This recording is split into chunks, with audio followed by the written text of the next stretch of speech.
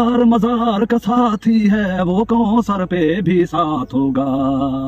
महबूब से लेकर उम्मत तक, महबूब से लेकर उम्मत तक। नाजरीन, डाकू तो बहुत देखे और सुने, मगर कच्चे के खूनखार इलाके से एक ऐसा डाकू भी सामने आया जिसने लोगों के दिलों में घर कर लिया। उसके हाथ में बंदूक तो थी, मगर वो मजलूमों पे उठती नहीं थी। हालात ने उसे दुश्मनियों पे उबारा और वो जिंदा रहने के लिए उसी निजाम का हिस्सा बन गया जो इस रियासत की नाइंसाफियों ने तैयार किया था। क्योंकि अगर इस मुल्क में इंसाफ होता तो वो जिंदा दिल शख्स कभी बंदूक उठाने पे मजबूर न होता। ये आवाज थी शाहिद लुंड बलोच की, जिसने कच्चे के इलाके में डाकू बनकर भी एक ऐसा ट्रेंड शुरू किया जिसने डाकुओं का तस्वुर ही बदल दिया। उसने यूट्यूब चैनल बनाया जहां वो सियासी हालात और मजहबी मौजुआत पर बात करता था। सियासी हालात को वो आम आदमी की नजर से देखता था और हैरानकुन तौर पे उसकी सियासत पे गिरफ्त काफी मजबूत थी। लोग शौक से उसे सुनते थे। अफसोस, आज शाहिद लुंड बलोच को कत्ल कर दिया गया। तहसील रुजान के चकबेले शाह में शाहिद लुंड और उसके कजन उमर लुंड की नशे की हालत में तकरार के बाद उमर लुंड ने मौके पर फायरिंग करके शाहिद लुंड को कत्ल कर दिया, जिसको रियासत 1 करोड़ का इनाम रखकर भी हाथ ना लगा सकी। आज अपनों के हाथों मर गया। उसकी एक वीडियो बहुत मशहूर हुई थी जिसमें उसने कहा था कि अगर फौज मुल्क की मुहाफिज है तो इनके होते हुए साबिक वजीर आजम पे कातिलाना हमला कैसे हुआ। इमरान खान का साथ दें क्योंकि वो मुश्किल में मुल्क छोड़कर नहीं भागा। ये लोग मुल्क लौट कर बीमारी का बहाना करके भाग जाते हैं। चंद लोग मुल्क पे मुसल्लत हैं जिनको पाक फौज, ISI और सिक्योरिटी इदारों की हिमायत हासिल है। वीडियो मुलाहजा कीजिए।